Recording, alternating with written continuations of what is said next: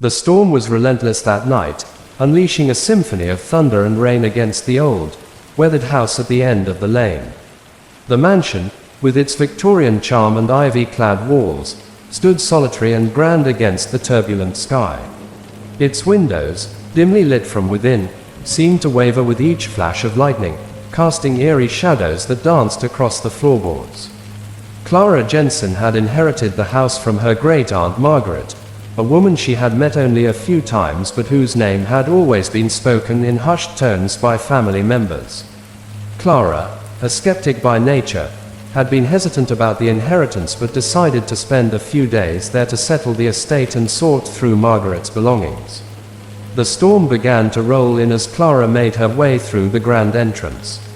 She could hear the wind howling through the trees and the incessant drumming of rain on the roof. The power had flickered a few times, and Clara found herself setting up candles around the house for light. The atmosphere was oppressive, heavy with the weight of the storm and the eerie silence that seemed to follow each crack of thunder. That evening, Clara busied herself sorting through the old furniture and dusty bookshelves in the library. It was a room she found particularly intriguing, filled with old leather-bound volumes and antique trinkets. She'd just begun to catalogue some of the old letters and photographs she found in a wooden chest when a loud clap of thunder made her jump. The lights went out completely, plunging the house into darkness. Clara cursed softly under her breath, reaching for a match to light another candle. As she fumbled in the dark, she felt a sudden chill in the air, colder than the storm outside. The sensation was fleeting but unsettling. She brushed it off, attributing it to a draft from an old house. Finally, after managing to light a candle, she noticed a peculiar detail. The temperature in the room seemed to fluctuate wildly, almost as if someone had opened a window, despite none being ajar. The flame of the candle wavered in a way that didn't match the rhythm of the storm outside. Clara shook her head, blaming her jumpiness on fatigue and nerves. As she resumed her task, a faint, almost imperceptible whisper seemed to drift through the room. At first, Clara thought it was just the wind or her imagination playing tricks on her. But the whisper grew louder, more distinct, as if someone was speaking just outside her range of hearing. She strained to catch the words but could make out nothing coherent. The room grew colder again, and Clara noticed her breath fogging slightly. She rubbed her arms to warm herself and glanced around, trying to see if there was any logical explanation for the strange occurrences. It was then that she noticed something even more unsettling. On a dusty bookshelf, one book had fallen out of place. Clara moved to put it back, but as she did, she felt a sudden, icy pressure on her shoulders, as if someone invisible was trying to hold her back. She spun around, but the room was empty. Her heart pounded, and she took a deep breath, trying to steady herself. That's when she saw it. At the far end of the library, a faint, translucent figure stood by the window. The figure was tall, with an ethereal glow that contrasted sharply with the darkness around it. It was a woman in an old-fashioned gown, her face pale and expressionless, staring out into the storm. Clara froze, unable to move or speak. The ghostly figure turned slowly, as if sensing Clara's gaze. Their eyes met, and Clara felt an overwhelming wave of sadness and desperation emanate from the apparition. The woman's mouth opened, and Clara could almost hear the faint sound of a mournful wail mingling with the wind. Then, as suddenly as the figure had appeared, it began to fade, melting into the darkness of the room. Clara stumbled back, her mind racing. She wanted to believe it was a trick of the light or her tired eyes playing tricks on her, but deep down, she knew what she had seen. She sank into a nearby armchair, trying to calm her breathing and steady her thoughts. The storm outside raged on, but inside the library, there was an eerie silence now, broken only by the occasional crackle of the candle flame. After a few minutes, Clara gathered her courage and decided to explore further. She moved cautiously through the house, checking each room, but found no sign of the ghostly woman or any other disturbances. The cold draft seemed to follow her, but the lights remained out, and the house was silent save for the storm's roar. In the kitchen, Clara found an old journal tucked away in a cupboard. Its pages were yellowed with age, and she carefully flipped through them, hoping to find some clues about the house or her great-aunt. As she read, she discovered entries detailing a woman's life and tragic events from over a century ago. The descriptions matched the apparition she had seen. The same sorrow, the same sense of loss. One entry stood out, written in a shaky hand, describing a stormy night very much like the one Clara was experiencing. The author spoke of an imminent farewell and a tragic ending that seemed to linger in the house. It was a poignant revelation, hinting that the ghost Clara had seen might have been Margaret herself or someone closely tied to her. As the night wore on, Clara found herself haunted not just by the vision but by the stories in the journal. She eventually returned to the library, where she placed the book back on the shelf, trying to make peace with the unsettling experience. She sat there, surrounded by the relics of the past, waiting for the storm to pass. When dawn finally broke and the storm subsided, Clara felt a strange calm. The house, though still old and creaky, seemed different, as if a weight had been lifted. She didn't know if the ghostly figure had found peace or if her great-aunt's story was finally being told, but she was left with a profound sense of connection to the past and the lives that had once filled the house with joy and sorrow. As she packed up to leave, Clara made a silent promise to remember the stories of those who had come before her, recognizing that the house, with all its mysteries and ghosts, was more than just an inheritance. It was a testament to the lives that had shaped it. The rain fell in relentless sheets that night, battering the old farmhouse perched on the edge of the dense forest. The wind howled around the eaves, and lightning illuminated the sky with flashes that seemed to ignite the very air. Inside, the farmhouse creaked and groaned under the onslaught, its age showing in every shuddering plank. Emma Caldwell had inherited the house from her grandmother, a woman known for her vivid tales of ghostly encounters and supernatural occurrences. Emma, a pragmatic woman with a scientific background, had always dismissed these stories as fanciful tales. But now, standing in the dimly lit living room of the old house, she found herself unable to shake the eerie feeling that clung to the air. The storm had knocked out the power, plunging the house into darkness save for the flickering light of a few candles she had lit. Emma had decided to spend the night at the farmhouse to begin sorting through her grandmother's belongings, hoping to finally lay to rest the old house's unsettling reputation. She busied herself with sorting through old photographs and letters in the living room.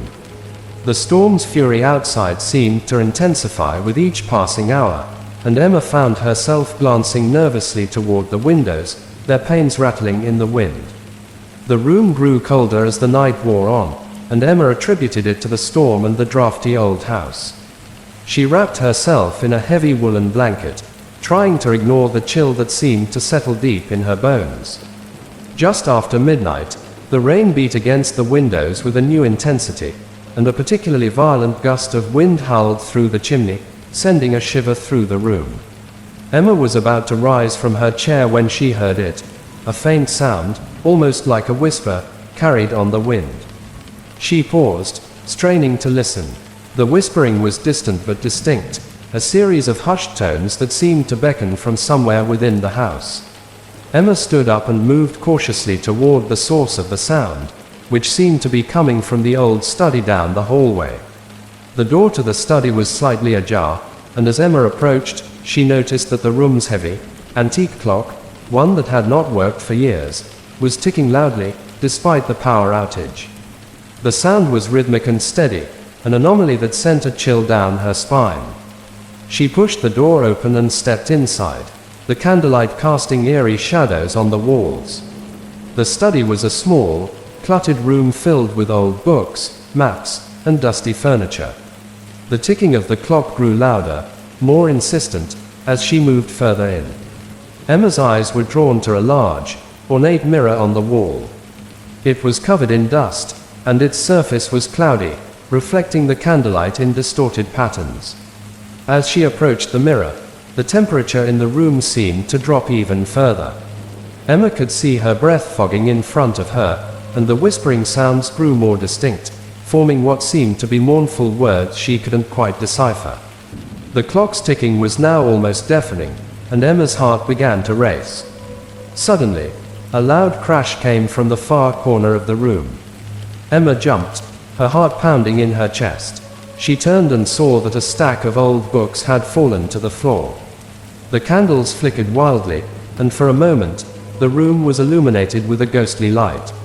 Emma's gaze was drawn back to the mirror, and she gasped. In its misty surface, she could see the faint outline of a figure standing behind her. It was a woman in old-fashioned clothing, her face pale and expressionless. Emma spun around, but the room was empty. She turned back to the mirror, but the figure was gone. Panic surged through her, and she backed away, stumbling over the fallen books. She tried to steady her breathing, but the air was thick with an oppressive, sorrowful presence. The whispering continued, more insistent now, as if pleading with her. Desperate for answers, Emma reached for the journal her grandmother had kept. She had noticed it earlier on a shelf in the study and had put it aside for later. She opened it, skimming through the pages until she found an entry dated over 50 years ago. It described a series of strange occurrences in the house, sounds of whispers, cold spots, and the sighting of a ghostly woman in the mirror. The entry detailed the story of a woman who had once lived in the house, a friend of her grandmother's who had died tragically in a car accident. The ghostly figure Emma had seen was described in detail. The same old-fashioned dress, the same mournful expression. The journal spoke of the woman's restless spirit, trapped in the house by unresolved grief and sorrow. Emma felt a pang of empathy and fear as she read the words. The storm outside continued its violent onslaught, but inside, the atmosphere had shifted. The oppressive feeling in the room seemed to lift slightly, as if the ghostly presence was acknowledging the recognition of its story. Taking a deep breath, Emma spoke softly into the darkness, addressing the spirit. "I know you're here," she said, her voice trembling. "I read about you in the journal. I'm sorry for what happened.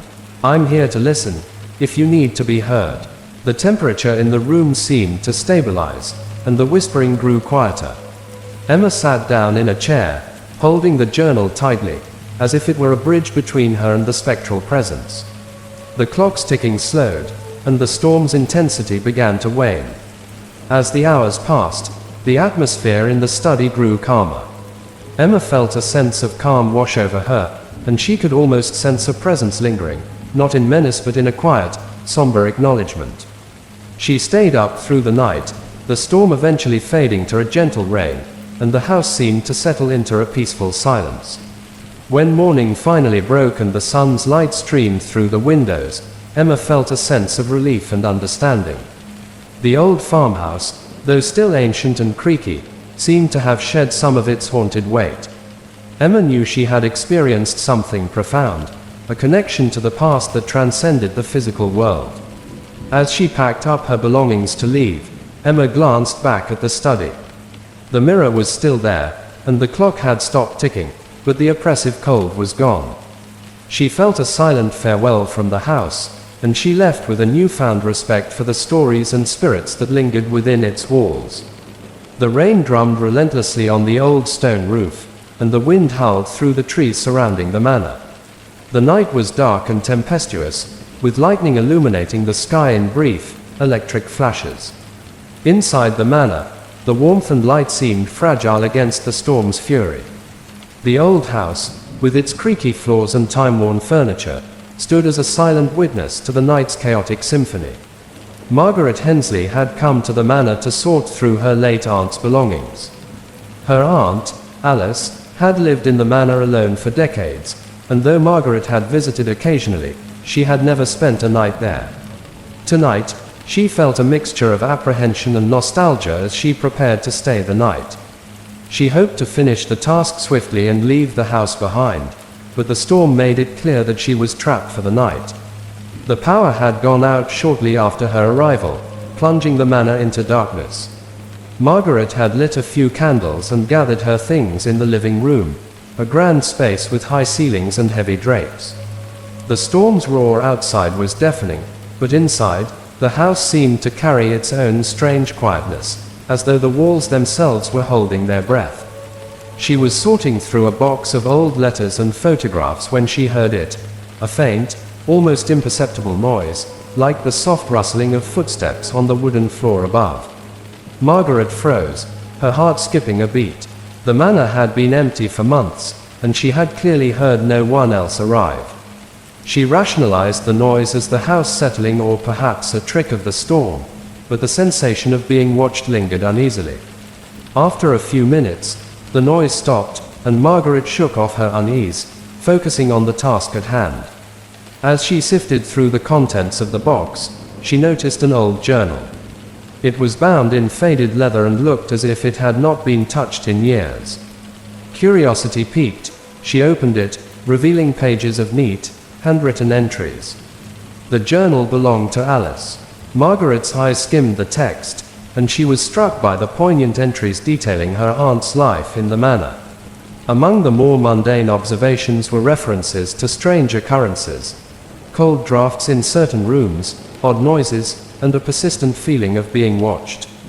The final entries took a darker turn, describing an ever-present sense of dread and an inexplicable sadness that seemed to permeate the house. As Margaret read, the storm outside grew more violent. The wind screamed through the trees, and the rain lashed against the windows with a ferocity that made the glass tremble. Just as she finished reading a particularly eerie entry about the presence of a ghostly figure, the lights flickered and went out completely, plunging the manor into absolute darkness. Margaret's pulse quickened, and she grabbed a flashlight from her bag, its beam cutting through the blackness. She made her way through the manor, the storm outside creating an almost symphonic backdrop to her exploration. The ancient wooden floorboards creaked beneath her feet, and the air grew colder, a chill that seemed to seep into her very bones. As she reached the staircase, she noticed something strange. The soft glow from her flashlight caught a glimpse of something moving at the top of the stairs, a shadow, perhaps, or a figure. She hesitated, her mind racing. Could it be a trick of the light, or was there really someone, or something, else in the house? Taking a deep breath, Margaret climbed the stairs. Each step seemed to echo through the empty halls, amplifying her growing sense of unease. At the top, she turned left toward the master bedroom, the one room Alice had always described as being the epicenter of her fears.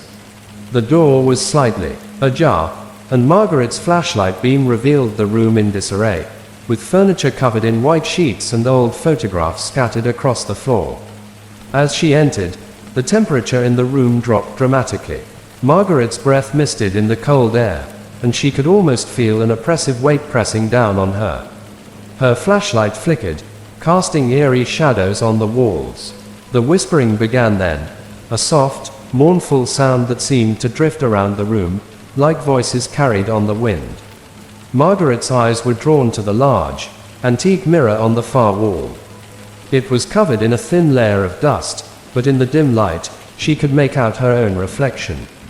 And then, just for a moment, she saw it, a pale, ghostly figure standing behind her. The figure was indistinct but clearly female, her face obscured and her form translucent. Margaret spun around, her heart pounding. The room was empty, save for the shadows and the scattered belongings.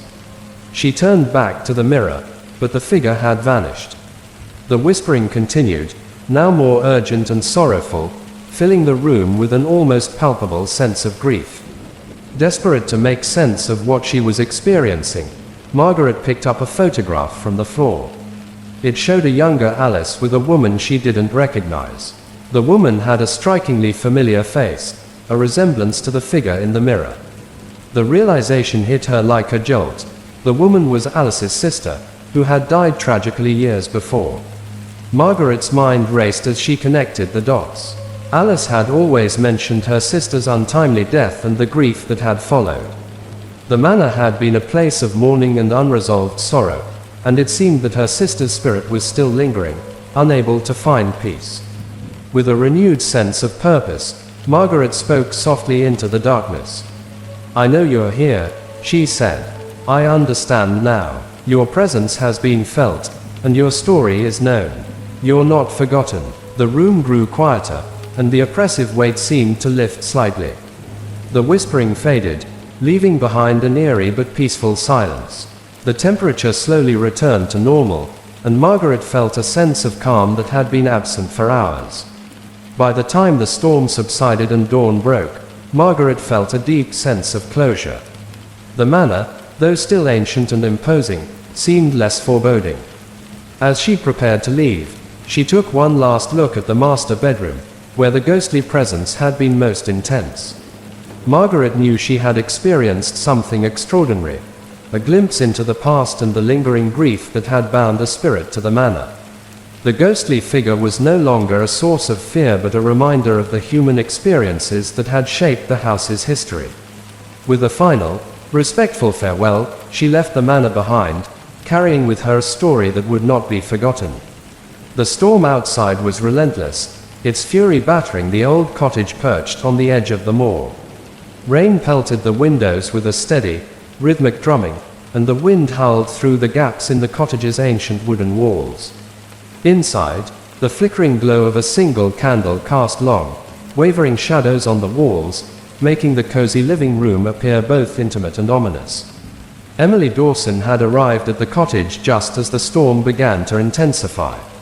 She had inherited the property from her great-uncle Henry, a man she had only met a few times but who had a reputation for being a bit of an eccentric.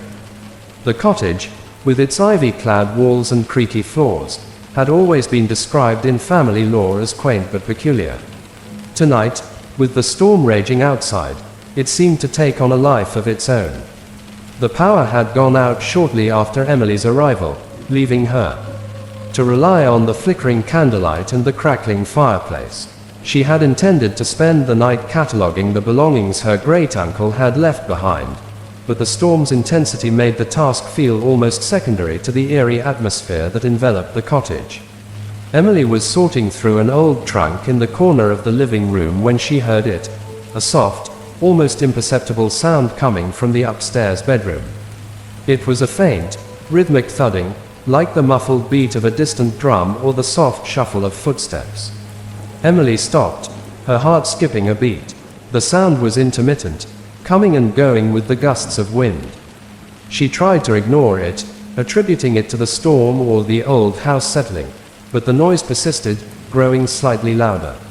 After a few moments of hesitation, Emily decided to investigate.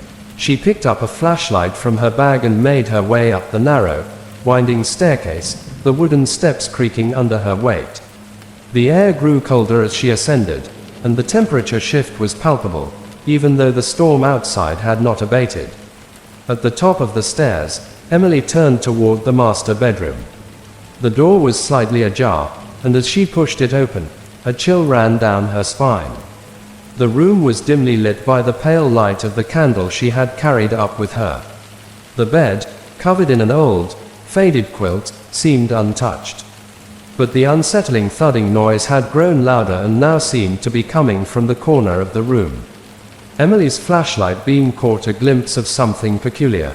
An old rocking chair in the corner, which appeared to be moving slightly, its creaking rhythm matching the sound she had heard.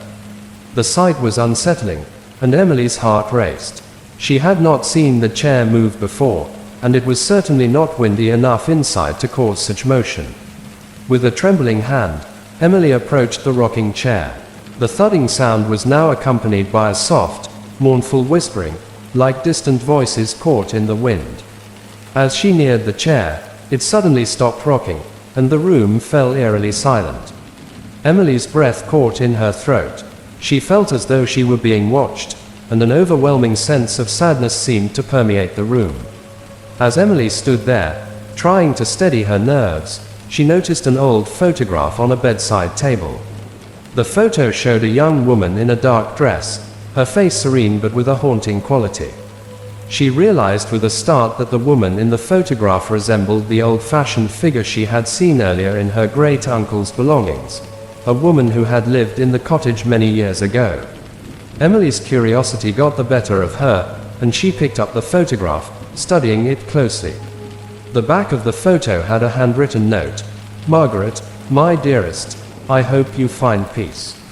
Emily felt a pang of empathy for the woman, Margaret, who had clearly been important to her great-uncle. The whispering resumed, more urgent now, as if trying to convey a message. Emily felt compelled to speak aloud, hoping to provide some comfort. "I'm here to listen," she said softly. "If you have something to say, I'm here." The temperature in the room seemed to drop even further, and Emily's breath misted in the cold air. The rocking chair began to move again, its creaking sound harmonizing with the whispers. The sadness in the room became almost tangible, and Emily felt tears welling in her eyes. It was as if the room itself were mourning, holding on to the grief of the past. As the night wore on and the storm showed no sign of abating, Emily continued to stay in the room, trying to offer solace. The rocking chair continued its gentle movement, and the whispers became a soft, rhythmic murmur. Emily spoke gently, recounting the stories she had read about the cottage and her great-uncle, hoping to bridge the gap between the past and present. Gradually, the whispers began to fade, and the rocking chair's motion slowed. The oppressive feeling in the room lifted slightly, and the temperature began to rise to a more comfortable level. Emily felt a strange sense of calm, as though the spirit had found some measure of peace through her acknowledgement. By the time dawn broke and the storm finally began to subside, the atmosphere in the cottage had shifted. The room, though still dim and weathered, no longer felt so haunted. Emily felt a deep sense of respect for the ghostly presence that had shared its sorrow with her, and she knew that she had experienced something profound and deeply personal. As she prepared to leave the cottage, Emily glanced back at the master bedroom. The rocking chair was still and silent, and the photograph of Margaret remained on the bedside table.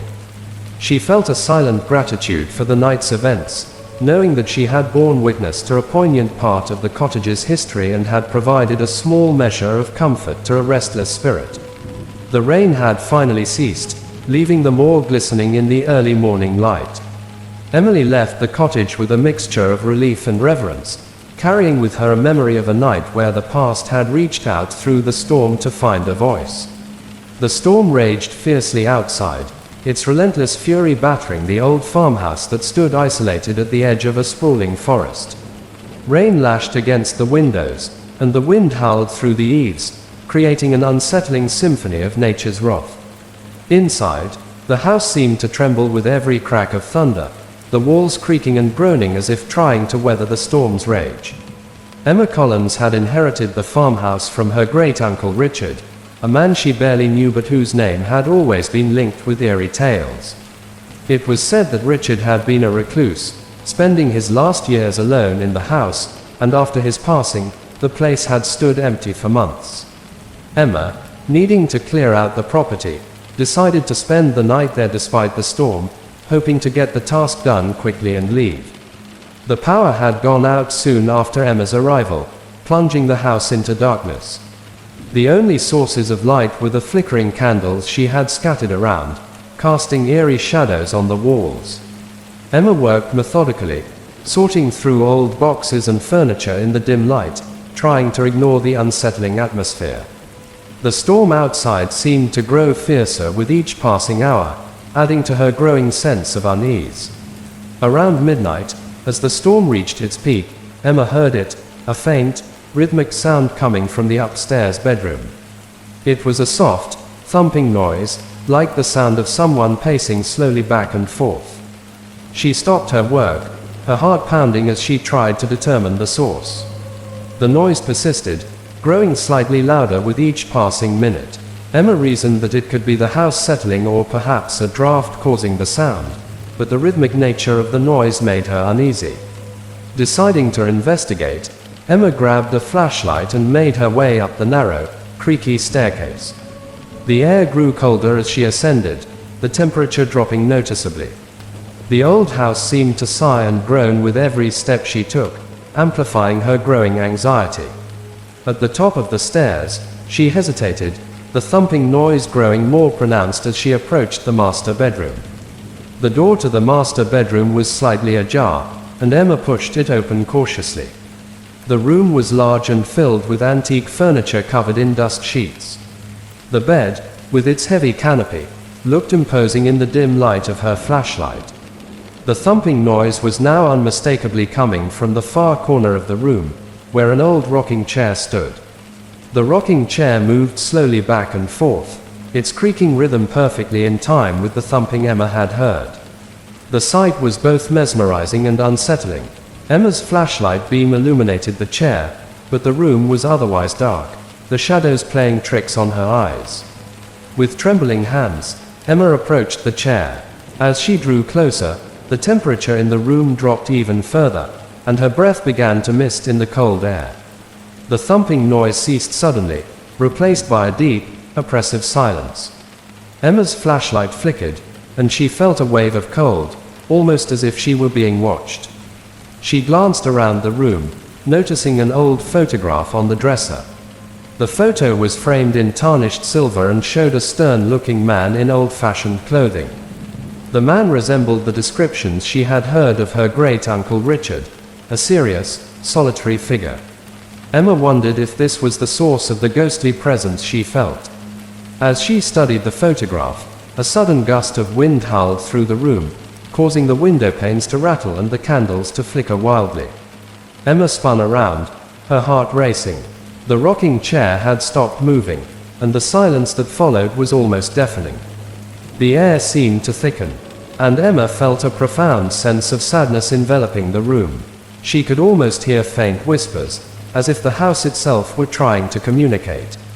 Summoning her courage, Emma spoke aloud, "If there's someone here, I want to understand. Why are you restless?" The temperature in the room dropped further, and the whispers grew louder, though still indistinct. Emma's flashlight flickered and then died, plunging the room into near total darkness. She felt a cold hand brush against her cheek, and she gasped, her breath catching in her throat. Suddenly, a flash of lightning illuminated the room, and in that brief, blinding light, Emma saw it. A faint, translucent figure of a man stood at the foot of the bed. The figure was dressed in old-fashioned clothing, his face shadowed but his eyes clearly sad and pleading. The sight was both terrifying and deeply sorrowful. As the lightning faded and the room returned to darkness, the figure was gone. Emma's hands shook as she fumbled to relight her candles. The storm outside continued its fury, but inside, the atmosphere had changed. The sense of oppression had lifted slightly, though the room remained cold and heavy. Emma spent the rest of the night trying to make sense of the experience.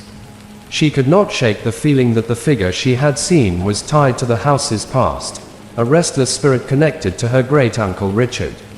She recalled the stories of his solitary life and the rumors that he had been haunted by something from his past. As dawn finally broke and the storm subsided, Emma felt a mixture of relief and sadness. The house seemed quieter and less menacing, though the memory of the ghostly figure lingered. She finished her work and left the farmhouse, carrying with her a profound sense of the past's weight and the haunting presence that had revealed itself on that stormy night. The experience had been unsettling and deeply moving, a reminder of the unfinished business that sometimes lingers in the spaces we inherit.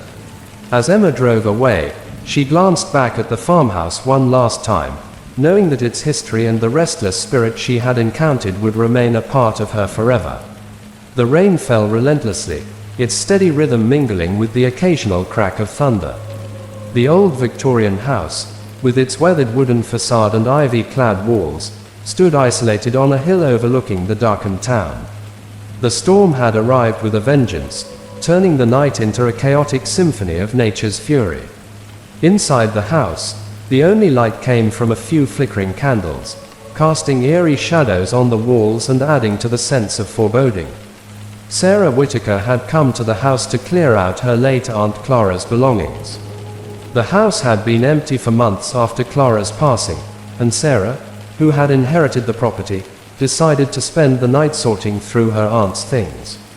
Though she had heard the house was rumored to be haunted, she dismissed the stories as local legends, clinging to her belief in rational explanations. However, The stormy night lent an unsettling ambience that made it hard to shake the stories from her mind. She worked quietly in the dim light, packing away old photographs, letters, and antique furniture. The sound of the storm outside was a constant backdrop, but it was the silence within the house that felt most unnerving. The power had gone out earlier in the evening, leaving her with only the candlelight and the occasional flash of lightning to guide her. Around midnight, as Sarah was organizing a box of old books in the library, she heard it. A soft, almost imperceptible noise that seemed to come from the upstairs hallway. A faint thudding, like the sound of footsteps moving deliberately back and forth. She stopped, her heart pounding in her chest. The noise persisted, growing slightly louder with each passing moment, and despite her efforts to rationalize it as the house settling or the wind, the rhythmic nature of the sound was disconcerting. Deciding to investigate, Sarah grabbed a flashlight and made her way up the creaky staircase. Each step seemed to echo through the empty house, amplifying her growing sense of unease. The temperature in the hallway was noticeably cooler, a stark contrast to the warmth of the library downstairs. As she approached the master bedroom, the thudding sound grew more pronounced, as if someone, or something, was pacing the floor inside. The bedroom door was slightly ajar, and Sarah pushed it open cautiously. The room was shrouded in darkness, the only light coming from the occasional flash of lightning that illuminated the room in fleeting bursts. The furniture, covered in dust sheets, seemed to loom ominously in the shadows. The thudding noise had stopped, replaced by an unsettling silence that was only broken by the sound of the storm outside. Sarah's flashlight beam swept across the room, revealing the source of the noise. An old rocking chair, positioned near the window, stood still. The room felt colder, and Sarah could see her breath misting in front of her. She moved closer to the chair, trying to steady her nerves. The room seemed to hold its breath, the only sound the distant rumble of thunder and the rain's relentless patter against the window pane. As Sarah examined the rocking chair, she noticed something peculiar. The old wooden chair had been moving ever so slightly, as though someone had been sitting in it and rocking back and forth. The rocking motion had ceased, but the chill in the room and the lingering sense of unease remained. She glanced around the room, her flashlight beam catching on a large, ornate mirror on the far wall. The mirror's surface was covered in a thin layer of dust, its reflection distorted and hazy. Sarah approached it, feeling a strange pull.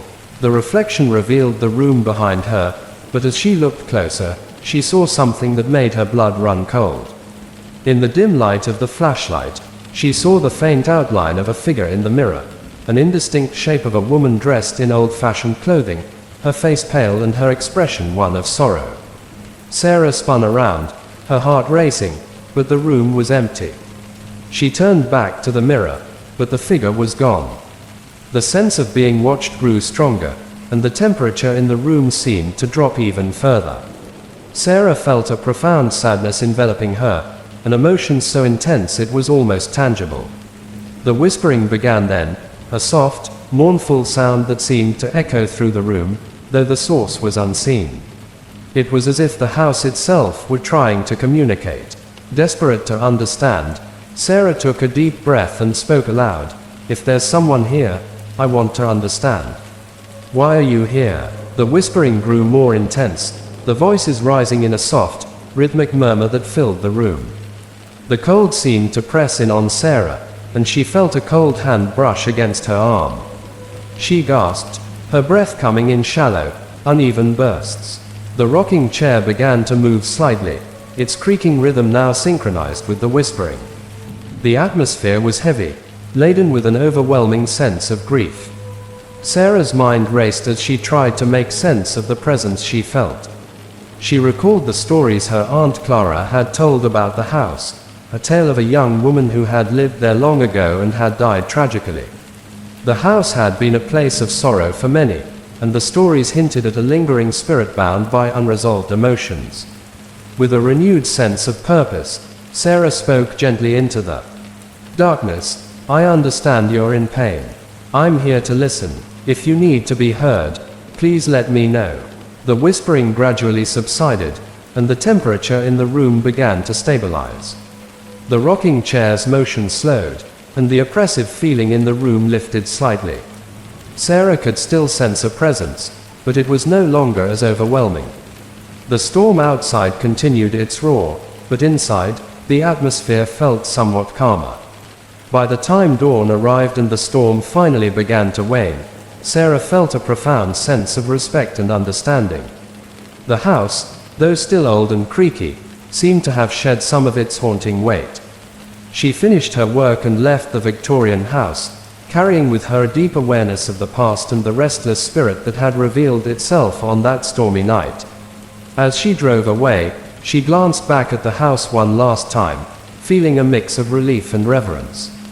The experience had been unsettling and emotional, but it had also given her a glimpse into the house's history and the lingering sadness that had once bound a spirit to its walls. The night was enveloped in darkness, pierced only by the sporadic flashes of lightning that illuminated the old, abandoned inn perched on the outskirts of town. The storm had arrived with a vengeance, its torrential rain hammering against the inn's rotting wooden shingles and creating an almost rhythmic drumming sound that seemed to reverberate through the walls. The wind howled around the structure, adding to the night's sense of foreboding. Rachel Foster had decided to explore the inn on a whim. It had been a local legend for years, a place where strange occurrences were whispered about in hushed tones. The inn had been closed for decades, its last patrons disappearing under mysterious circumstances. Curious about the stories and driven by a sense of adventure, Rachel had ventured out despite the storm. When she arrived, the inn's silhouette was barely visible against the stormy sky. The old sign, swinging precariously in the wind, creaked as if in warning. Rachel's flashlight cut through the darkness as she made her way to the front door, which was ajar. She hesitated for a moment, the rain pelting her from all sides, before stepping inside. The interior of the inn was as she had expected: dusty, decrepit, and eerily silent. The air was thick with the smell of mold and decay. The wooden floorboards creaked under her weight, and the distant rumble of thunder seemed to underscore each step she took. She moved cautiously, her flashlight revealing faded wallpaper and cobweb-covered furniture. Rachel was exploring the main hall when she heard it, a faint, almost imperceptible sound that was out of place amidst the storm's cacophony. It was a soft, rhythmic tapping, like the sound of someone walking with a slow, deliberate pace. She stopped, straining to listen over the storm's roar. The sound seemed to come from the upper floors of the inn, echoing through the empty space. Feeling a mix of trepidation and curiosity, Rachel decided to investigate. She climbed the creaky staircase, each step echoing ominously in the quiet. The storm outside intensified, the wind causing the windows to rattle and the rain to beat against the panes. At the top of the stairs, the noise grew clearer, definitely footsteps, but with a disconcerting, irregular pattern. The hallway upstairs was shrouded in darkness, the only light coming from the occasional flashes of lightning. Rachel made her way down the hall, her flashlight beam revealing old portraits of long-gone innkeepers and guests, their faces frozen in time. The tapping sound continued, coming from the end of the hall where an old, heavy door stood slightly ajar. With a deep breath, Rachel approached the door and pushed it open. The room beyond was a bedroom, its furnishings covered in dust sheets.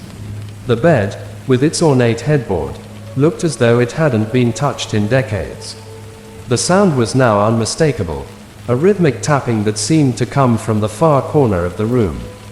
Rachel's flashlight illuminated a large, antique wardrobe in that corner. The tapping seemed to be coming from within. As she approached, her heart raced, and a shiver ran down her spine. The air in the room was colder than the rest of the inn, and Rachel could see her breath misting in the dim light. Summoning her courage, Rachel opened the wardrobe doors. The tapping ceased abruptly. Inside, there were old clothes and forgotten items, but nothing that could explain the noise.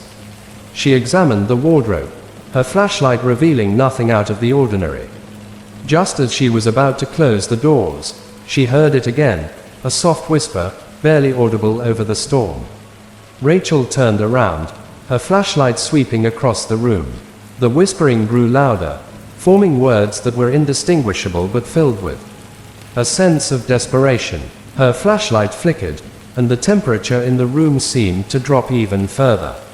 The whispers seemed to be coming from all directions, filling the room with a mournful energy.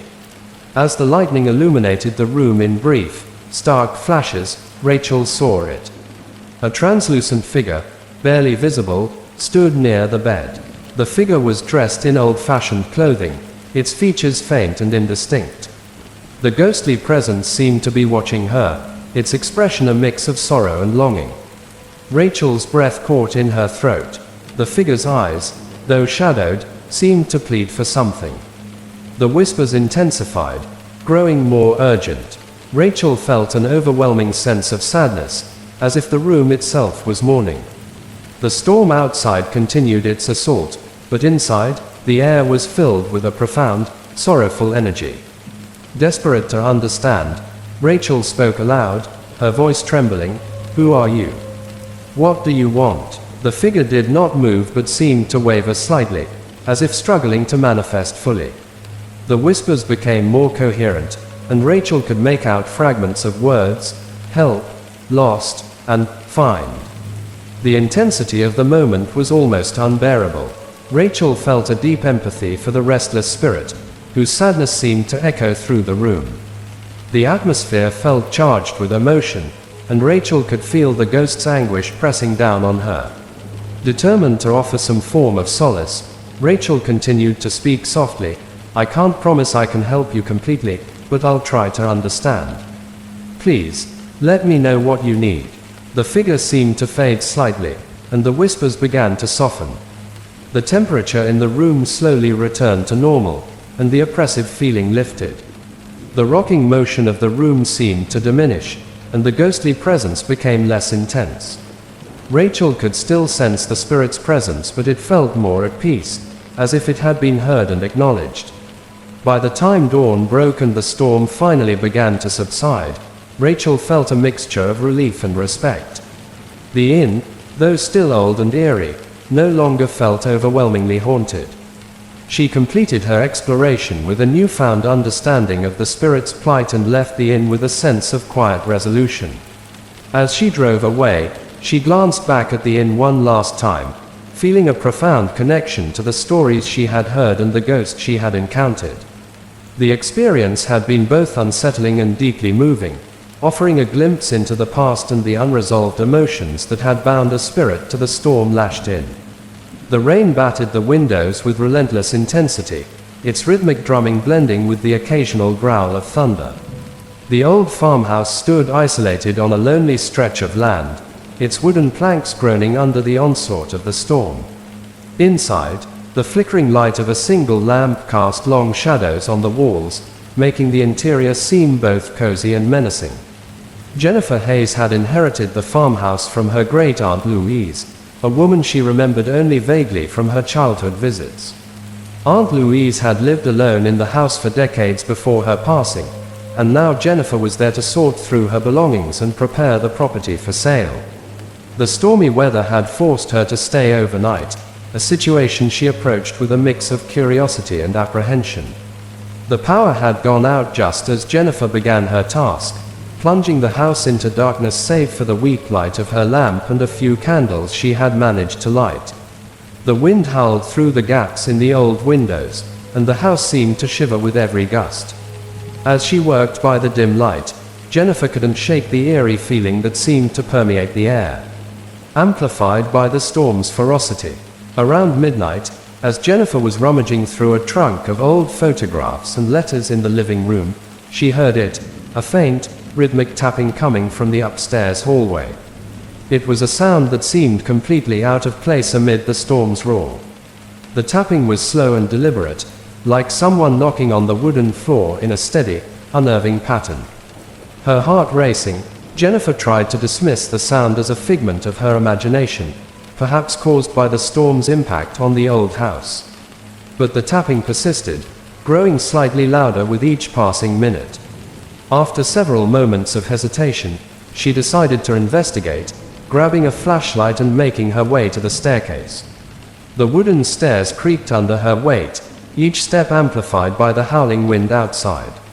As she reached the top of the stairs, the tapping grew clearer, coming from the end of the hallway where the doors to the bedrooms were located. The air grew colder as she moved toward the source of the sound, a stark contrast to the warmth of the downstairs room. At the end of the hall, Jennifer approached the master bedroom. The door was slightly ajar, and she could see the faint glow of candlelight flickering from within. The tapping sound was now unmistakably coming from inside the room. Her flashlight beam revealed a large, antique wardrobe standing against the far wall. Jennifer pushed open the door and entered the room. The tapping stopped abruptly, replaced by a heavy, almost palpable silence. The temperature in the room seemed to drop even further, and Jennifer could see her breath misting in the cold air. She moved cautiously, her flashlight revealing an old bed with a heavy, ornate cover and a few pieces of antique furniture draped in dust sheets.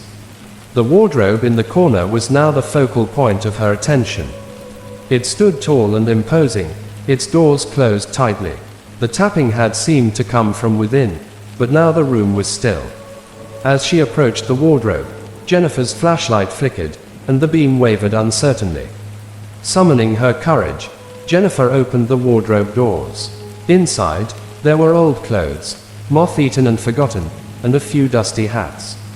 Nothing seemed out of the ordinary, but the air felt charged, as if the room itself was holding its breath. Just as she was about to close the wardrobe, a sudden, icy gust of wind swept through the room, making the candles flicker wildly and causing the door to slam shut behind her. Jennifer gasped, spinning around to find the room completely dark except for the brief flashes of lightning illuminating the space. The storm outside seemed to intensify, the wind howling louder and the rain beating against the windows with renewed force. In the brief moments of lightning, she saw something in the mirror on the far wall, a fleeting glimpse of a figure, barely discernible, standing near the bed. Her heart pounded as she swung her flashlight toward the mirror, but the figure was gone. The whispering began then, a soft, mournful sound that seemed to come from all around her. Jennifer felt a profound sadness enveloping her, an emotion so strong it nearly brought her to tears. The whispers were indecipherable, but they carried a sense of longing and despair. Desperate to understand, Jennifer spoke aloud, her voice trembling, "Is someone here? I can't see you, but I can hear you. What do you want?" The room grew colder, and the whispers grew louder, forming a pattern of broken phrases and indistinct words. The temperature seemed to plummet, and Jennifer could feel an icy presence pressing in on her. She glanced around, her flashlight beam catching on the old bed and the wardrobe, but there was no sign of movement. As the storm outside reached its peak, the lightning illuminated the room in brief, stark flashes. In one of these fleeting moments, Jennifer saw the figure again, clearer this time. It was the ghostly outline of a woman in old-fashioned clothing, her face pale and sorrowful. The figure seemed to be reaching out, her expression one of deep sadness and desperation. Jennifer felt a surge of empathy and compassion for the apparition. The figure's presence was filled with a sense of unresolved emotion, and the room seemed to pulse with the weight of the spirit's grief. Gathering her courage, Jennifer spoke softly, "I don't know what happened to you, but I want to help. Please, let me know what I can do." The figure wavered and seemed to fade, the whispers growing softer. The room's oppressive atmosphere lifted slightly, though the temperature remained cold. Jennifer felt a profound sense of relief as the storm's intensity began to wane. The spirit seemed to have found some measure of peace, its presence lessening as the night wore on. By the time dawn arrived and the storm subsided, Jennifer felt a mixture of sadness and respect for the spirit she had encountered. The farmhouse, though still old and creaky, no longer felt overwhelmingly haunted. She completed her tasks with a sense of closure, knowing she had connected with a part of her great-aunt's history that was deeply personal and moving. As she left the farmhouse and drove away, she glanced back at the old building, feeling a profound connection to the stories and the restless spirit she had encountered on that stormy night. The experience had been both unsettling and deeply poignant, offering a glimpse into the past and the unresolved emotions that lingered in the house. The night was a maelstrom of rain and wind, a storm so fierce it seemed to shake the very foundations of the old inn perched on the edge of town. The wind howled around the building, its strength causing the weathered shutters to rattle and the old, crooked sign to sway with an ominous creak. Inside, the inn's dimly lit hallway was a labyrinth of shadows, where the light from a single flickering lamp struggled to cut through the darkness. Emily Turner had always been fascinated by the paranormal. When she heard about the inn's history, a tale of a tragic event that had left it abandoned for decades, she felt compelled to explore. The storm had made travel treacherous, but Emily, undeterred by the weather, decided to spend the night at the inn, hoping to uncover something beyond the ordinary. The power had gone out shortly after Emily's arrival, plunging the inn into near total darkness except for the weak light of her lamp and a few candles she had managed to light. The storm outside was relentless, the rain beating down so hard it felt like a constant barrage on the roof. Emily settled into the lobby, where she had planned to start her investigation, though the oppressive atmosphere made her feel uneasy. As midnight approached, Emily began to hear it, a faint, rhythmic thumping sound coming from the upper floors. It was a soft, repetitive noise, almost like footsteps, but with a peculiar, uneven rhythm. At first, she dismissed it as a figment of her imagination, the product of an overactive mind on a stormy night. But the sound persisted, growing slightly louder and more pronounced with each passing minute. Driven by curiosity and a growing sense of unease, Emily decided to investigate. She grabbed her flashlight and made her way up the creaky staircase, each step echoing through the empty inn. The thumping noise grew clearer, guiding her toward the end of the hallway on the second floor. The air was noticeably colder as she ascended, the temperature dropping in a way that contrasted starkly with the storm's warmth. At the end of the hallway stood a large, ornate door, slightly ajar. The thumping sound seemed to be coming from behind it. Emily took a deep breath and pushed the door open, revealing a large bedroom shrouded in darkness. The only light came from the occasional flashes of lightning that illuminated the room in fleeting, stark bursts. The room was furnished with old, antique furniture covered in dust sheets. The bed, with its heavy, carved wooden frame, looked imposing in the dim light. The thumping noise had stopped, replaced by an eerie silence that seemed to pervade the room. Emily's flashlight beam swept across the room, catching on an old rocking chair in the corner. As she approached the rocking chair, the air grew colder, and Emily could see her breath misting in front of her. The chair was motionless, its creaking rhythm now absent. Emily's flashlight flickered, casting erratic shadows on the walls. She examined the room, trying to make sense of the strange noise she had heard. Then, as the storm outside reached a crescendo, a sudden, icy gust of wind swept through the room. The candles flickered violently, and the temperature plummeted further. Emily felt a shiver run down her spine, her heart pounding in her chest. The thumping noise began again, more intense and urgent than before. In the brief flashes of lightning, Emily saw it, a ghostly figure standing near the window. The figure was translucent and barely discernible, dressed in old-fashioned clothing, its face shrouded in shadow. The apparition seemed to be watching her with a look of profound sadness. Emily's breath caught in her throat, and she felt a chill that went beyond the cold of the storm. The figure's presence was accompanied by a soft, mournful whispering that seemed to come from all directions. The whispers were indistinct but filled with a sense of desperation and longing. Emily felt an overwhelming empathy for the apparition, as if the sorrow of the spirit was seeping into her own soul. Summoning her courage, Emily spoke aloud into the darkness, "I don't know who you are, but I can see you. Please, tell me what you need." The figure remained still, but the whispering grew more coherent, forming broken phrases that Emily struggled to understand. Words like help, lost, and home emerged from the whispers, each one carrying a sense of urgency. The figure's gaze seemed to be pleading with her, its sadness palpable. The temperature in the room continued to drop, and the oppressive atmosphere became almost unbearable. Emily felt a deep sense of sadness, as if the room itself was mourning the spirit's plight. She could feel the ghost's anguish pressing down on her, and she knew she had to do something.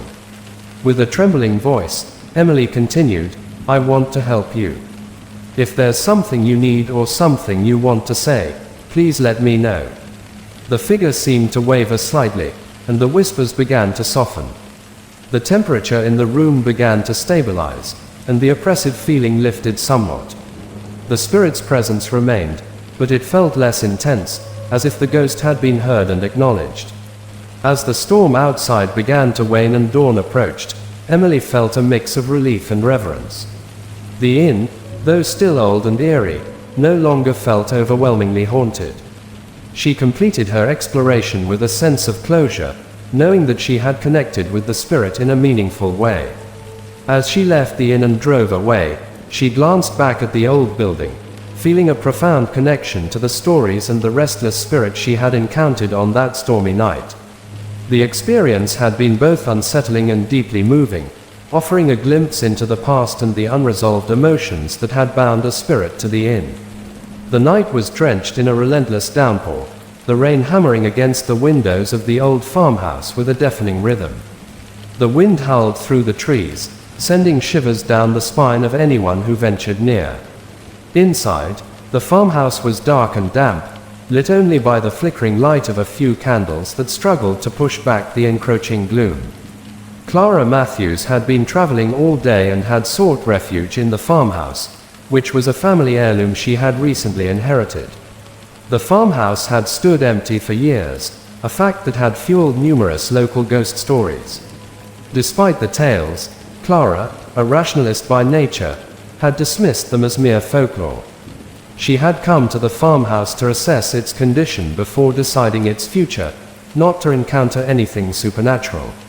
The storm had caused the power to go out early in the evening, leaving Clara with only the dim, dancing light of her candles and the occasional flash of lightning to guide her.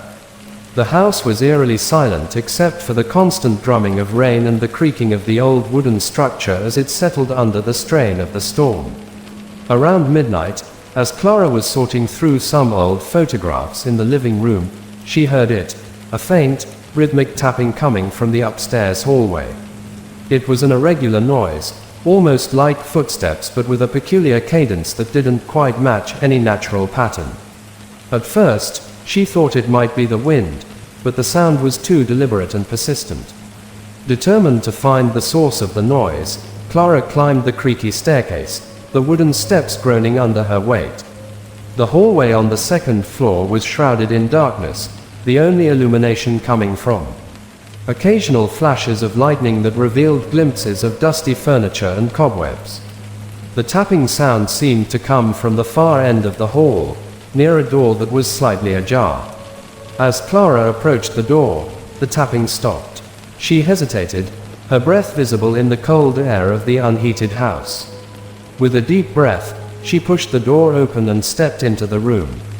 The bedroom was large and sparsely furnished, with an old four-poster bed and a wardrobe in one corner. The room's coldness was palpable, a stark contrast to the warmth of the living room downstairs. Clara's flashlight beam swept across the room, revealing nothing unusual.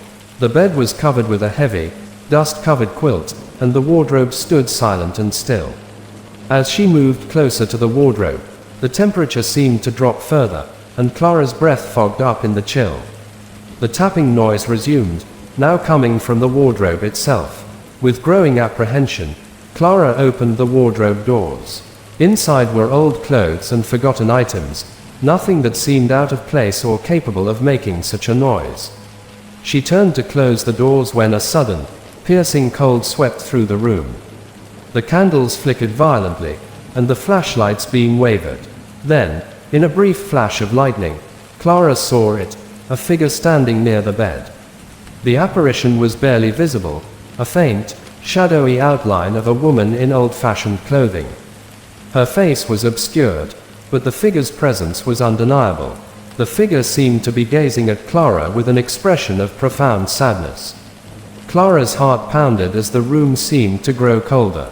The figure's form was indistinct, shifting slightly with each flash of lightning. The room was filled with an eerie silence, broken only by the occasional crack of thunder and the steady rhythm of the rain.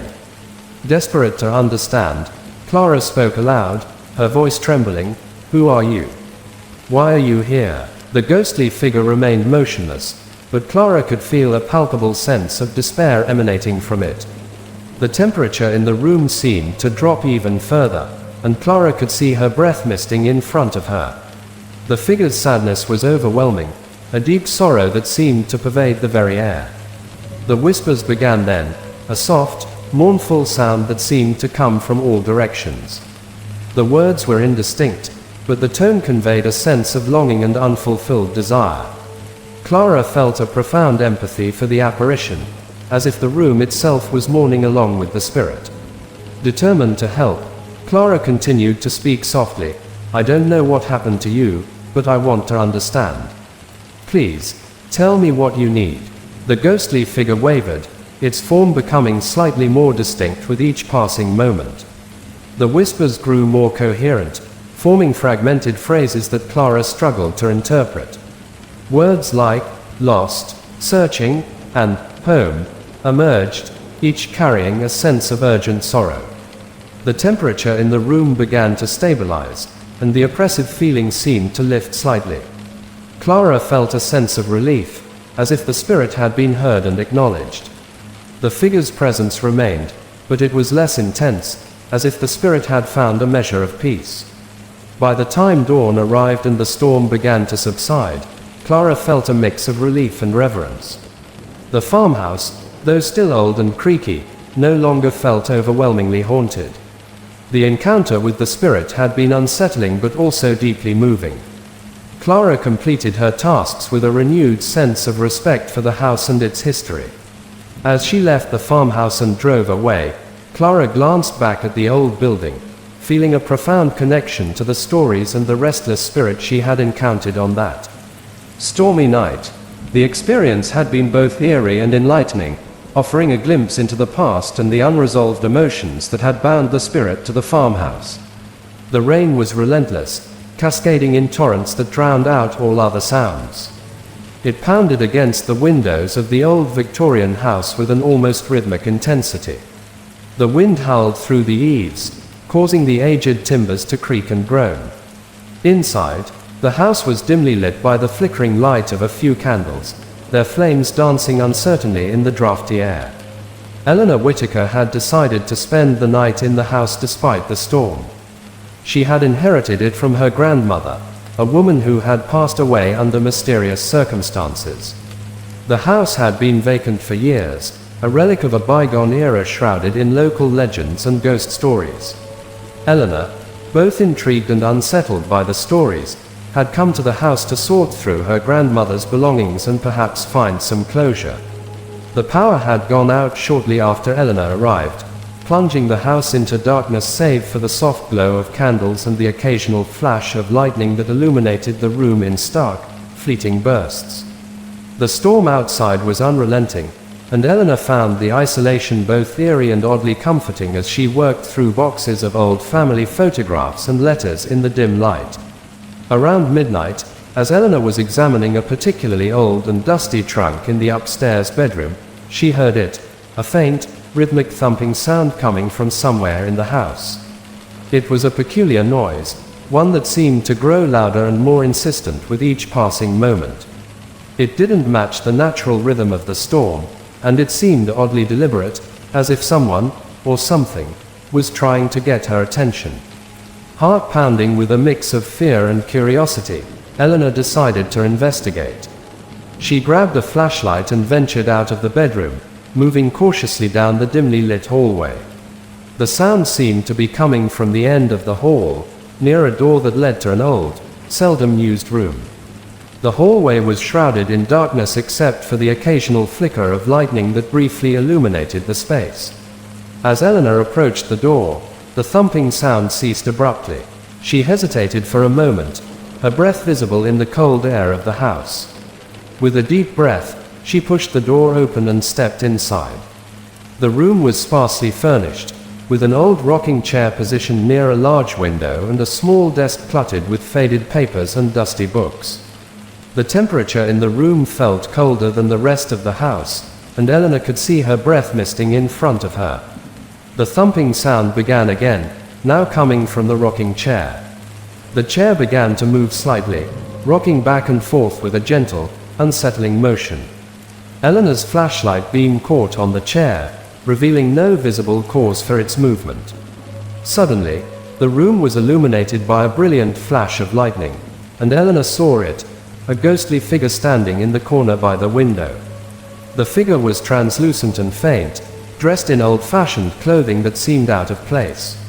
Its face was obscured, but Eleanor could feel a profound sadness emanating from it. The figure appeared to be watching her, its presence both unsettling and sorrowful. Eleanor's heart raced, and she felt a chill that went beyond the cold of the storm. The figure remained motionless, but the room was filled with a heavy, mournful silence that seemed to press down on her. The wind outside howled louder, as if in response to the tension in the room. Desperate to understand, Eleanor spoke softly into the darkness. "Who are you? Why are you here?" The figure did not move but seemed to waver slightly, as if struggling to manifest fully. The temperature in the room dropped even further, and Eleanor could feel the weight of the spirit's grief pressing down on her. The ghostly presence was palpable, filling the room with an overwhelming sense of despair. The whispers began then, a soft, mournful sound that seemed to come from all directions. The whispers were faint and broken, but they conveyed a sense of longing and sadness. Eleanor felt a deep empathy for the apparition, as if the very walls of the house were echoing the spirit's sorrow. Summoning her courage, Eleanor continued to speak, her voice trembling, "I want to help you. Please, tell me what you need." The figure seemed to waver and shift slightly, its form becoming a bit clearer with each passing moment. The whispers grew more coherent, forming fragmented phrases that Eleanor strained to understand. Words like lost, waiting, and search emerged from the whispers, each carrying a sense of urgent sadness. The temperature in the room slowly began to rise, and the oppressive atmosphere lifted somewhat. The spirit's presence felt less intense, as if it had been heard and acknowledged. The rocking chair ceased its movement, and the room felt a little warmer, though still filled with an aura of melancholy. As the storm outside began to wane and the first hints of dawn appeared on the horizon, Eleanor felt a mixture of relief and respect. The house, though still old and creaky, no longer felt overwhelmingly haunted. The encounter with the spirit had been both unsettling and deeply moving. She finished her tasks with a renewed sense of understanding and compassion for the history of the house and its former occupants. As Eleanor left the house and drove away, she glanced back at the old Victorian building, feeling a profound connection to the stories and the restless spirit she had encountered on that stormy night. The experience had been both eerie and enlightening, offering a glimpse into the past and the unresolved emotions that had bound a spirit to the house. The storm had arrived without warning, unleashing torrents of rain that hammered against the windows of the old farmhouse. The wind screamed through the eaves, making the house tremble with each gust. Inside, the air was thick with dampness, the dim light from a single, flickering lamp struggling to hold back the encroaching darkness. Emily Carter had come to the farmhouse to sort through her late aunt's belongings. The house, inherited unexpectedly, had stood vacant for years. Stories of its haunting had circulated through the small town for decades, tales of strange occurrences and unexplained phenomena that had been brushed aside as mere superstition. Emily, though skeptical, felt compelled to confront her inheritance. The stormy weather, however, seemed to amplify the house's eerie reputation. By midnight, the power had gone out, leaving Emily in near total darkness, save for the weak glow of her lamp and a few candles she had managed to light. The storm outside roared, its fury making the old house feel even more isolated and menacing. Emily tried to focus on her task, sorting through dusty old furniture and boxes of forgotten mementos, but the atmosphere of the house was becoming increasingly unsettling. As Emily worked, she heard it, a faint, rhythmic tapping sound coming from upstairs. The noise was sporadic but persistent, like someone, or something, was trying to get her attention. It was an odd, almost mechanical rhythm that seemed completely out of place amidst the natural cacophony of the storm. Her heart quickened, and despite her rational mind telling her to ignore it, she found herself drawn toward the sound. Gathering her courage, Emily grabbed a flashlight and made her way up the creaky staircase. Each step seemed to echo loudly in the oppressive silence, the old wood groaning under her weight. The tapping continued, now clearly, coming from the far end of the hallway. The corridor was dark and cold, with shadows that seemed to move and shift with each flash of lightning. At the end of the hall was a door slightly ajar. Emily approached it cautiously, the tapping noise growing louder and more insistent. As she pushed open the door, the sound stopped abruptly. Emily's flashlight beam revealed a small bedroom, its sparse furnishings covered in sheets. The room was cold, the temperature noticeably dropping as she entered. In the far corner of the room stood an antique rocking chair. It was an old, wooden piece that had been left uncovered and seemed out of place in the otherwise orderly room. As Emily's flashlight swept across the room, the chair began to rock slowly, back and forth, though there was no visible cause for its movement. Emily's breath caught in her throat as the temperature continued to plummet. The air felt heavy, charged with an energy that made her skin prickle. The rocking chair moved steadily, its rhythm perfectly synchronized with the now softer, almost imperceptible tapping sound that seemed to be coming from the walls themselves. Desperate to understand what was happening, Emily spoke into the darkness, her voice trembling slightly. "Is someone here? Can you show yourself?" The room fell silent again, and the rocking chair came to a halt. Emily's flashlight flickered as a sudden draft swept through the room, extinguishing the candles and plunging her into darkness. The storm outside seemed to intensify, the wind howling louder and the rain beating against the windows with renewed force. In the brief flashes of lightning, Emily saw it, a ghostly figure standing near the window. The apparition was faint and translucent, its form barely discernible but unmistakably human. It was dressed in old-fashioned clothing, the details obscured but its presence palpable. The figure's face was shrouded in shadow, but Emily could feel a profound sense of sorrow emanating from it. The room was filled with an overwhelming sense of sadness. Emily felt a deep, aching empathy for the spirit, as if the house itself was mourning alongside it.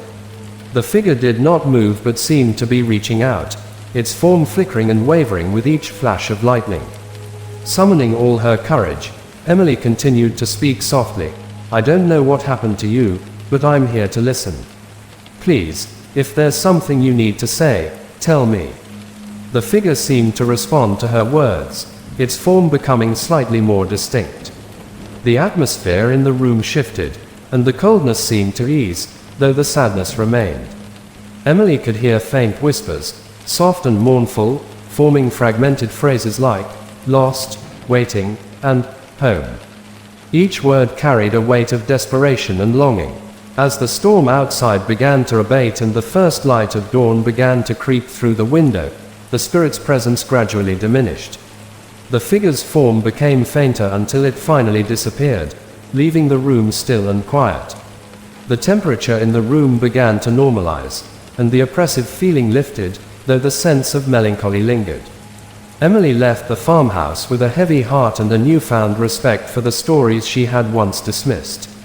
The encounter had been both unsettling and deeply moving. She had connected with something beyond the physical realm, a spirit that had lingered in the house, bound by unresolved emotions and a longing for something left undone. As she drove away from the farmhouse, Emily glanced back at the old building, now shrouded in the soft light of dawn. The experience had been both eerie and enlightening, offering a glimpse into the past and the unresolved grief that had bound the spirit to the house. Though the storm had passed, its echoes lingered, reminding her of the fragile boundary between the living and the dead.